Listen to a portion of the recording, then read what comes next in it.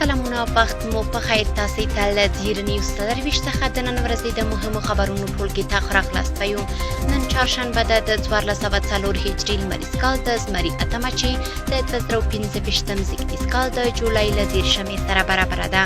زه شبنم وزریم او تاسو ته له زیر نیوز سرویس څخه د هیواد او نړۍ مهم خبرونه وړاندې کوم. خو په سر کې د مهمو خبرونو سرټکی د افغاني سرې میاشتې له لوري له 3 میلیونه زیاتو کسانو ته د روغتیايي خدمتونو وړاندې کېدل. د افغاني سرې میاشتې ټولنه وایي چې په ټول هیواد کې 3 میلیونه 403,970 تنه د دغه بنسټ له روغتیايي خدمتونو برخمن شوي دي. د 10,000 ټنه کلني ظرفیت په درلودو د ممیزو د پروسس فابریکې پرانستل کېدل.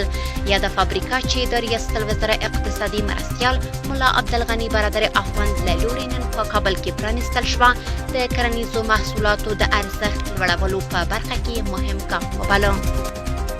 په قرغیزستان کې د اسلامي امارت سفارت چهارسنبالي او د کوربه هیواد لپاره د روسیې سفیر لیدنه. په دې لیدنه کې د اسلامي امارت سفارت چهارسنبالي د سیاسي، اقتصادي او سوداګریزو اړیکو پر پراختیا ټینګار کړی. د خبرونو تفصیل د افغاني سرې میاشتې ټولنه وایي چې په ټول هیواد کې 3 میلیونه 403,970 تنه د دغه بنسټ له روغتیايي خدمتونو برخمن شوي دي. د افغاني سرې میاشتې ټولنې مرستیال حافظ عزیز الرحمن د تیر کال د لاسته راوړنو اړوند خبري کانفرنس کې وویل چې په ټول هیواد کې 3 میلیونه 403,970 تنو د دغه بنسټ له روغتیايي خدمتونو څخه ګټه پورته کړې. دغه راز 2002 د سوري زړه په ناروغۍ اخته ماشومان د درملنې په موخه روغتونونو ته ورپېژندل شوي دي. د یادې ټولنې په وینا د رواني ناروغیو د درملنې په 6 مرکزونو کې 2383 رواني ناروغانو ته مراقبتي او درملنې خدمتونه وړاندې شوي چې له دې ډلې 288 تنه بیرته عادي ژوند ته ستنې شوي دي.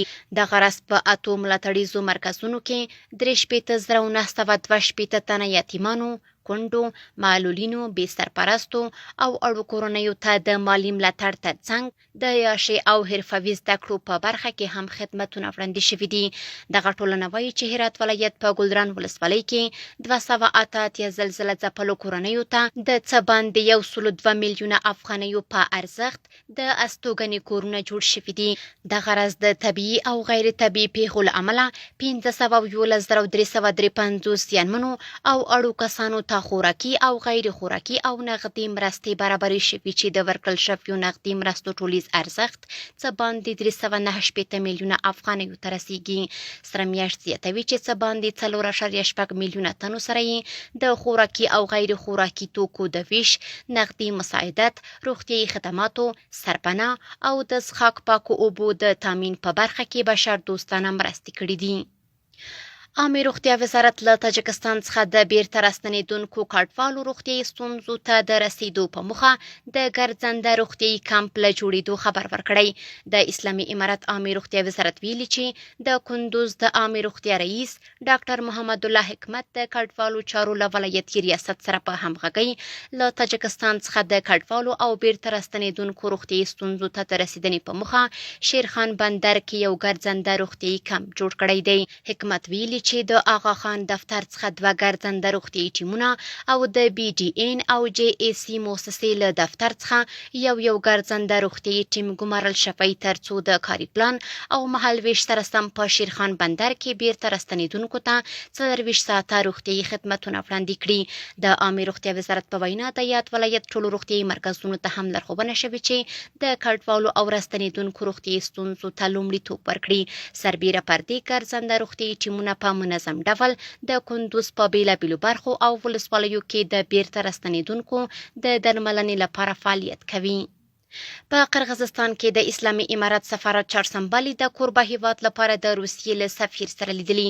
په قرغیزستان کې د اسلامي امارت سفارت په خبره کړې خبرپاڼه کې ویلي چې په یاد هیواد کې د اسلامي امارت سفارت چهارسنبالي مولوي عبدالشکور حقانی د کوربه هیواد لپاره د روسیې له سفیر سرګي ایوانویچ سره لیدنه کې د روسیې فدراسیون له لوري د اسلامي امارت رسمیت پیژندنې د مننې ترڅنګ د سیاسي، اقتصادي او سوداګریزو اړیکو پر پراختیا ټینګار کړی. خبرپاڼه کې راغلي چې د روسي سفیر له افغانستان سره د هر اړخیز ملاتړ ډاډ څرګند کړ او له افغانستان سره د نړیوالې ټولنې له اړخه د تعامل پرمختګ او پیاوړتیا ته هیله ښودلې. د 10,000 ټنه کلني ظرفیت په درلودو سره د ممیزو د پروسس فابریکه پرانستل شوه. د ریاست الوزرا اقتصادي مرستیال ملا عبدالغني برادر اخوند له لورې نن د کابل ولایت په استالف ولسوالۍ کې د ممیزو د پروسس فابریکه پرانستل شوه. نوموړي د دې فابریکې د فعالیت پیل د کرنیزو محصولاتو د ارزښت لوړولو په برخه کې مهم ګام یاد کړ. نوموړي وویل چې اسلامي امارت د کرنې سکتور د پیاوړتیا لپاره د کورنیو کرنیزو محصولاتو کارولو ته لومړیتوب ورکړی. د اوبو لګولو سیستمونو د ښه والي، سړو خونو د ایجاد او د پروسس او بسته‌بندۍ خونو د جوړولو په برخه کې هم پرمختګ شوی.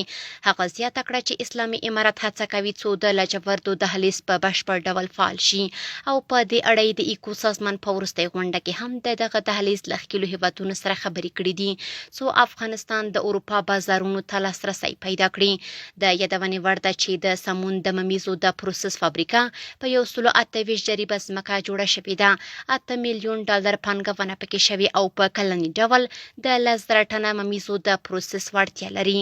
د دغې فابریکې له لوري پروسس او بسته‌بندي شوي ممیز به روسیې، سعودي عربستان، متحده عرب امارات، هند، کاناډا، امریکا، بریټانیا او د ختیځې اسیا هیوادونو ته صادر شي. ملګرو ملتونو له ټولو مرستندویه سازمانونو غوښتي چې په افغانستان کې د انسانانو د قاچاق پای ته رسولو لپاره ګډې هڅې وکړي. سبا د انسانانو د قاچاق پر ضد د نړیوالې ورځې لمانځنه ده او د ملګرو ملتونو د نشهیي توکو او جرمونو ضد ادارې له ټولو شریکانو او مرستندویه سازمانونو غوښتنه کړې چې په افغانستان کې د انسانانو د قاچاق د پای ته رسولو لپاره ګډې هڅې وکړي، د مخنیوي او د قربانیانو د ساتنې له لارې ټولنې ځواکمنې کړي. د افغانستان لپاره د UNODC استازي پولیک اوسری وایي چې د انسانانو قاچاق یو تنظیم شوی جرم دی او د بشري حقوقو یو ظالمانه نقض، جبري کار، د پښتورګي پلور، جبري ګدایي، جبري واده، جبري کار، د ماشومانو کار او نور ډول استعمار د انسانانو د قاچاق بڼې دي. نوموړی زیاتوي چې دوی کولی شي د انسانانو قاچاق د مخنیوي، ساتنې او همکاریو له لارې پای ته ورسوي او ټولنې د پوهاوي، معیشت او روغتیايي خدمتونو له لارې پیاوړي کړي. د جولای 10 د انسانانو د قاچاق پر ضد نړیوالې ورځې په نوم نومول شوې ده. د چاپیریال ساتنې ملي ادارې عمومي رئیس د قرغیزستان له سفیر سره ولیدل. د چاپیریال ساتنې ملي ادارې عمومي رئیس مولوي مطیع الحق خالص د قرغیزستان له سفیر ښاغلي تورداکون ستیدیکوف سره د خپل کار په دفتر کې د لیدنې پر مهال دواړو لوریو د افغانستان او قرغیزستان ترمنځ د دوه اړخیزو اړیکو، د چاپیریال ساتنې په برخه کې د متقابلو همکاریو، تجربو د تبادلې، تخنیکي مرستو او یو شمېر نورو موضوعاتو په اړه خبرې کړي دي. خالص د افغانستان د طبیعي سرچینو او اقلیم ساتنې اهمیت ته په اشارې د سیمه ییزو همکاریو د پیاوړتیا غوښتنه وکړه او زیاته یې کړه چې د افغانستان چاپیریالي ننګونې یوازې د ملي هڅو له لارې نشي حل کېدی، بلکې سیمه ییزې همغږۍ او د هیوادونو ترمنځ ګډو همکاریو او اقداماتو ته اړتیا لري. د قرغیزستان سفیر ستیکوف هم د افغانستان د چاپیریال ساتنې په برخه کې د همکاریو د دوام ډاډ ورکړ او زیاته یې کړه چې چمتو دي له افغانستان سره د ظرفیت لوړونې، روزنیزو پروګرامونو او تخنیکي ملاتړ په برخو کې مرسته وکړي. د غرض دواړو خواوو د اړیکو پر پراختیا، د تجربو شریکولو او د چاپیریال ساتنې په برخه کې د مشترکو هڅو پر زیاتوالي ټینګار وکړ.